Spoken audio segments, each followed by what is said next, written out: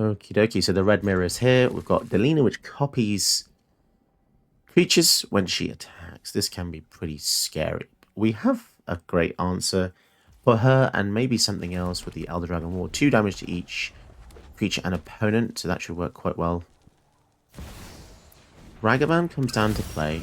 Okay. So he's going to get hit with us here. Steal a card and ramp. Yikes. Such a strong card. And they can even get the Gloin out as well. Oh my goodness.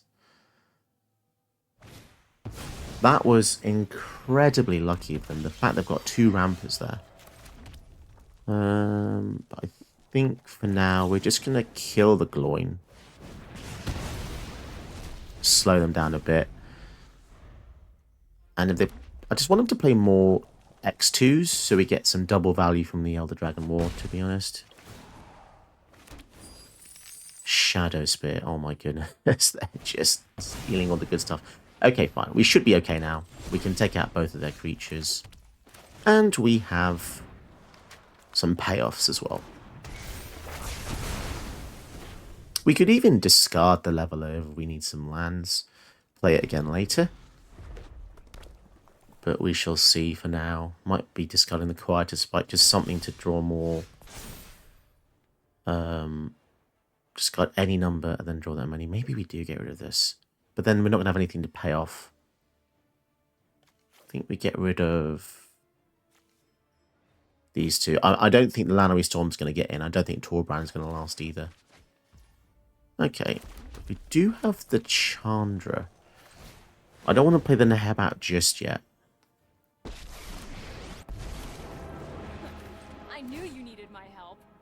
I feel like they're gonna have some kill spells here with the 4 mana up. Probably have a couple spells to kill the Neheb. Siege Gang Commander. Ooh, that's gonna be tough. And we get a dragon, so at least we can block that thing. Let's see what we get here. Thundering Rebuke. I guess we kill the Siege Gang Commander. Because that is a strong card, you know, it can just start dealing 2 damage to our things, and then the Quieter Spike. Okay, so 4, 5, 6. This is 3 to equip. Neheb doesn't need to deal the damage himself to get the mana back. So we would need 5, 6, 7, 8. Immortal Sun, yikes. So we can't activate Chandra now.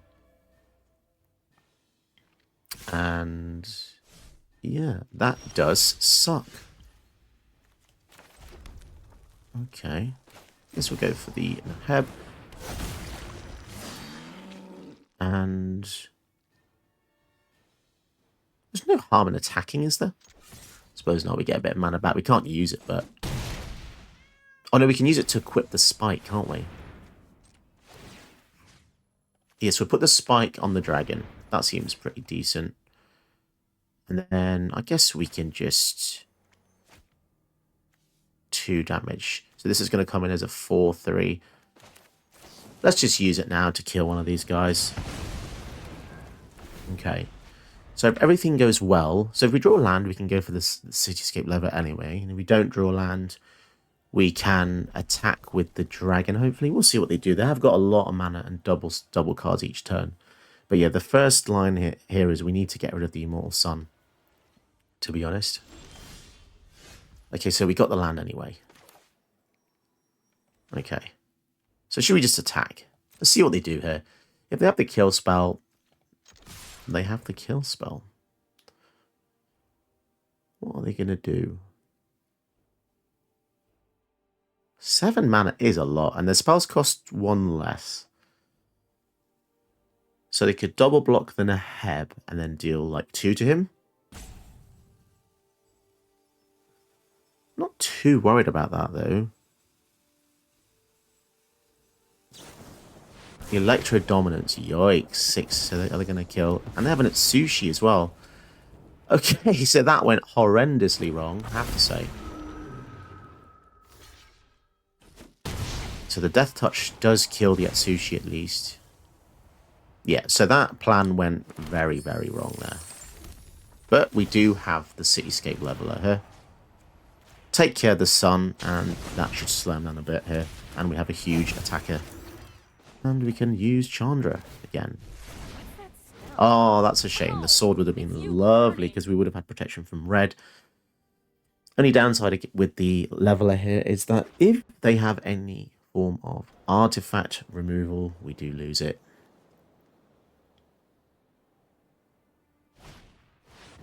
Key to the archive. Ooh, this is a bit scary because they've got the treasures to cast whatever they get with this immediately. So it could be Demonic Tutor.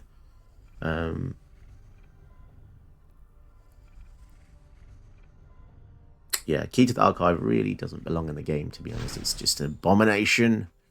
Giving colours access to cards outside of their colour. So they discarded a red card. So this wasn't the card they got with keys. I wonder what it was. Counterspell or something. Approach of the second sun. So they're going to gain 7 and get a 26. Oh my goodness. And they're going to stop us ultimating with the Chandra. Okay, so we are on a timer here. But we have the Quietus Spike with the Cityscape Leveler, so... Also, if we get rid of the treasures and the key, they can't cast the approach anyway. Fiery Emancipation, that'll do it. That's 24 damage, right? Kill this. Holy moly. So they're at 1. And they only have 1 treasure and approach. It only costs 1 white. So they've got some freaky way to get to that card here. Yeah, Trample plus Emancipation is kind of crazy, right? Wow, what an interesting game. Ooh, okay. This is it's a different kind of hand because we have a lot of creatures. It's going to be more low curve game. But, you know, the intent here is good. Oh my goodness. And the Fiery Emancipation again, that's going to be nice. This just turns anything into a lethal. But they do have controlling cards, so they might... They might counter us. They might have board wipes, Tiger Arm, white, blue, rebound spells, and maybe dragons. Who knows? Okay, that's good. So the more things they counter, the less likely they are to have a board wipe. Well, that's how logic would denote that to myself, but maybe people aren't always as logic. Well, they need a land, so they're going to get one. Always good to see people cycle draw spells because they just don't get to draw the 3. So they're going to shock that in and play Charter Course to draw. Okay. So I guess we can go for the base breaker here. Wonderful. And any rocks they play are at risk of dying because we've got the Flames of Moradin, which sounds like a Lord of the Rings kind of style thing. Oh, Key to the Archive. So we literally just talked that one up. I think I will be killing that with the Flames, unless we have something better to do. Kind of worried about playing more creatures in case they have a board wipe. Let's just swing in first.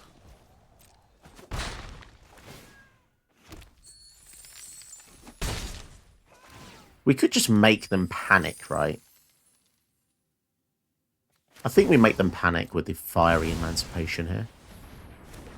So all our stuff does triple damage now. If they kill it, they kill it. There's not much more we can do. I mean, we're still ramping every turn. Do they have dedicated Naturalize in the deck? Naturalize, by the way, is any card that destroys artifact or enchantment. It's a green card. It's an old card. It just... blink of an eye. So they do have a way to return it, but it doesn't solve the problem. Interesting. And there's still taps for 2. Okay, let's see what else they do then. Brittle Blast. They want to do everything but cast their Commander, which makes me feel like maybe they are banking a board wipe here.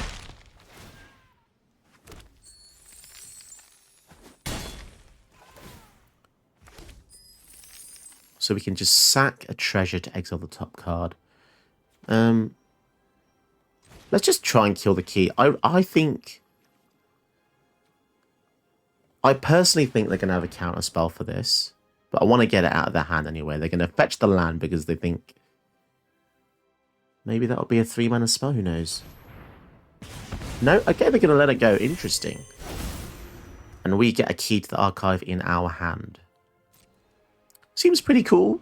Basically, 4 mana, swap their artifact with our card. That's kind of what it reads like, right? Switcheroo, but to the hand.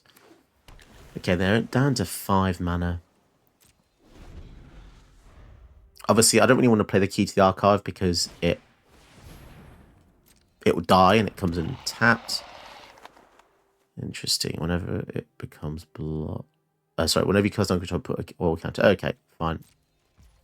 Do we try and kill it? Let's see if they've got a kill spell for this. Sorry, a counter spell for this. Intriguing. I'm not sure what their goal is. It's just all sorts of kind of random control elements. Wow, Embercleave. So obviously they're still trying to counter the Neheb, but we don't need to do anything here.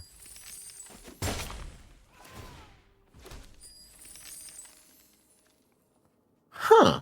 And this works really well with First Strike and Double Strike because, you know what, I think I will just use it here just to get a card. Because we can get any card. Time Warp. Wowzers. Discard a card. We'll get rid of the Bolt. And...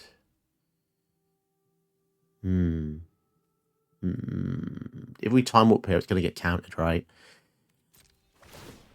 Yeah, let's just... I think what we're going to do, we're going to flash the Embercleave in there. What I was saying was, the way Professional Facebreaker works is it triggers once for each damage step that you have. So when you have a creature with First Strike or Double Strike, it creates a new damage step, essentially. So First Strike is before regular damage. So if you have First Strike, it hits, creates a treasure, and then Normal Strike hits and creates a treasure. But normally the downside is it only sees the normal combat step. But I didn't actually see this before, so that just makes this card even more silly, to be honest. Time Warp. Right, okay, so Time Warp with literally nothing out is just draw an extra card. Swords to Plowshares, okay. What is going on here? Zephyr Boots. Not gonna lie, I do feel like they haven't maybe played Control for that long, but that's fine. So they counter this. Well, if they counter this, we don't get an Embercleave, but they're gonna counter it. Okay, fine. Use up all their stuff. They've got 1 mana open. Oh, actually, no. If we do that, we can't go for the double blue in the following turn.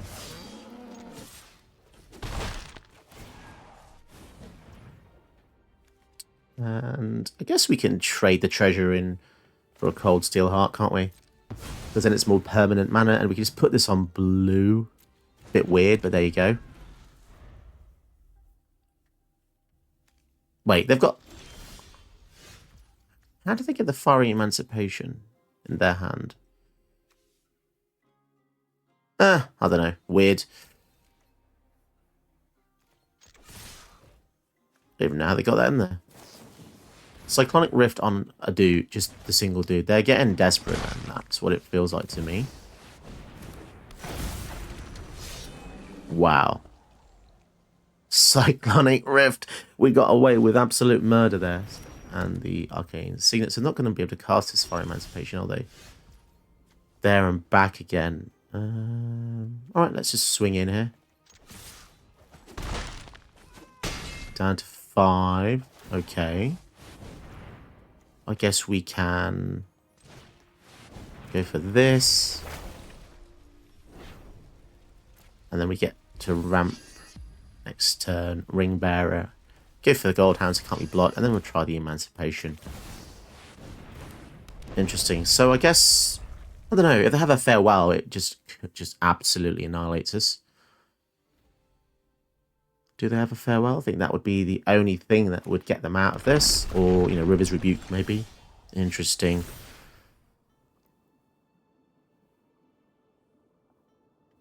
Right.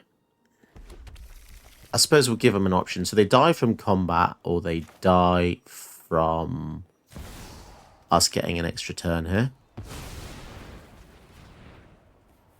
So the counter this... Sublime Epiphany. Oh my goodness. Okay. That was incredibly lucky having that. Jeez. But in our next turn, we get a dragon. So can they deal with this as well? Sublime Epiphany kind of sucks, right? That really did screw us over there. Flying. Okay. So this is a cast trigger. Let's just do this then and kill the Tiger Arm here. Because even if they counter this, they will still lose the Tiger Arm. Protection from a colour. Okay. They have not played Magic for very long, obviously, if they're using stuff like that. Cityscape Leveler has no colour, unfortunately. Okay, well, this is a rare treat indeed. I'm actually playing Jonaroth here. Or just randomly. Completely randomly. And he is one of my members. So thank you very much, Jonaroth. Let's see what we can do. This hand is kind of meh. I'm going to have to mulligan this, I think. This is a bit better. We're going to struggle dealing with Sauron, given that we're only a mono-red build. Ooh. Magda, Gloin. Which we go first? Maybe we go for the Cold Steel Heart.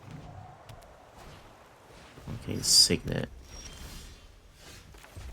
Yeah, we want to get some red sources here. But I feel as though our stuff's going to get absolutely demolished or countered. Spell Pierce. Well, I cry. I cry, Jonaroth. It's like being killed by one of your friends. Okay, let's get rid of the Emancipation. Well, actually, maybe the Sweltering Suns, to be honest. Cool. So, yeah, I legitimately cannot play anything else. This is a very cruel deck indeed. After my own heart, I suppose. We've got Bolus, Grixis. Oh my goodness, Jonaroth.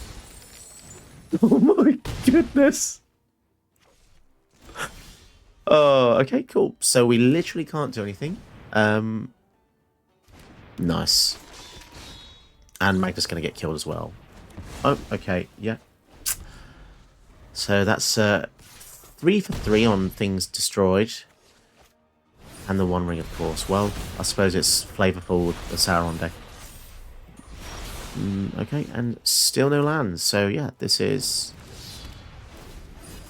absolutely...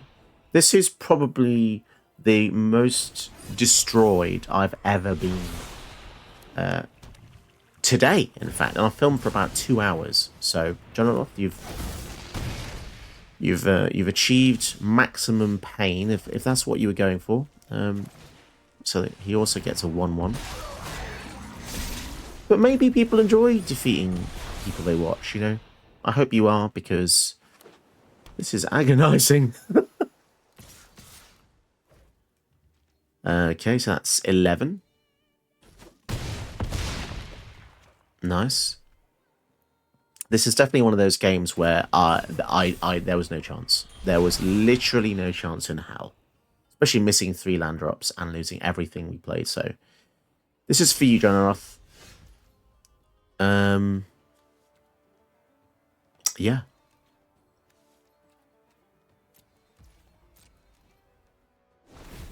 Two damage. That's all you gotta do. 2 damage. Finish me off. Oh, well, at least he had mercy and finished me off quickly. But my god, that was brutal. Absolutely wrecked me. So I'm trying to make a few Historic Brawl decks to kind of celebrate Command and Masters releasing. Issue is there's not that many. So I'll try and kind of cherry pick the ones that we also we do have reprinted. Neheb the Eternal is pretty sick. Just look at this guy. He looks absolutely incredible. This would be an awesome playmat. And it's an interesting kind of ramp tool. So he's a flick 3, so if he's blocked, the opponent loses life, 3 life. And on your post-combat main phase, you had 1 red for each 1 life your opponents have lost this turn. This can get really silly, because main phase 2 after damage, you can use a lightning bolt to basically give you 3 red. So it turns a lightning bolt into a dark ritual, which is interesting because it doesn't take too much more damage to kind of double your mana. It's a bit odd how the Afflict is only 3 and his power's 4. I would have rather if those numbers matched. I'd rather power 3 or Afflict 4. And I think it would have been fine. But I guess it makes it... I don't know, that 1 damage doesn't make much difference. I don't really think so. So the turn after you have Neheb out, if you have a few tools to just enhance how much damage you can do, you can cast huge spells like Ulamog, which is going to probably win you the game. Portal to Phyrexia, Cityscape Leveler, Angrath's Marauders is insane. A bit more of a win, more card because it just doubles damage you do. But the more damage you do, the more mana you're going to get.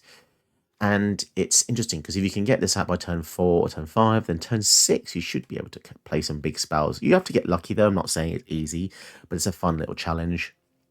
So we take a look at some of the modifiers in the deck that increase Neheb's power or allows us to get more damage in. I think the best one is probably Quieter Spike. Gives him Death Touch, and when he hits, they lose half their life rounded up. You're going to get a heck load of mana with this. And if they're at max life, you're going to get about 12 mana, which means you can cast Ulamog just from the drain from that. Luckily, I'm pretty sure it works because it says life loss, and this says life loss and not damage dealt, which is interesting because life loss is more black than red in nature. We've got 3 swords, which you probably know by now if you've been watching my channel for a while. I love swords. They just make small creatures bigger, and that's just my kind of thing. Unlike some channels that use Paradox Engine. Paradox Engine is not welcome here. Torbrand, +2 power to every red source we deal damage with. Mechanized Warfare, +1 damage. Then we have the Embercleave, which is double strike and +1 damage.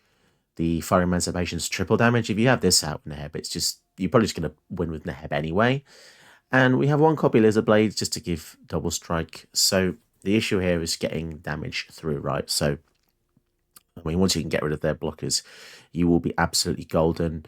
And don't forget your copy of Nykthos to ramp into big spells. There's not too many red permanents, really, that have double pips, but it's just a nice handy card for monocolor decks. And I would recommend the Swiftfoot Boots just to give you guy protection, because he is going to get killed a hell of a lot. So you want to play lots of other threats, hopefully to kind of absorb some of the kill spells. If you want to see the deck list, it will be in the description box below. This was really fun. I really enjoyed this. And tell me below if you want to see a commander from Commander Masters that's in Historic Brawl. Obviously, it's a bit tricky. There's not too many because obviously that is a Commander paper set and this is a digital set. But yeah, let's see what we can do. Future videos, I might make a few more of these.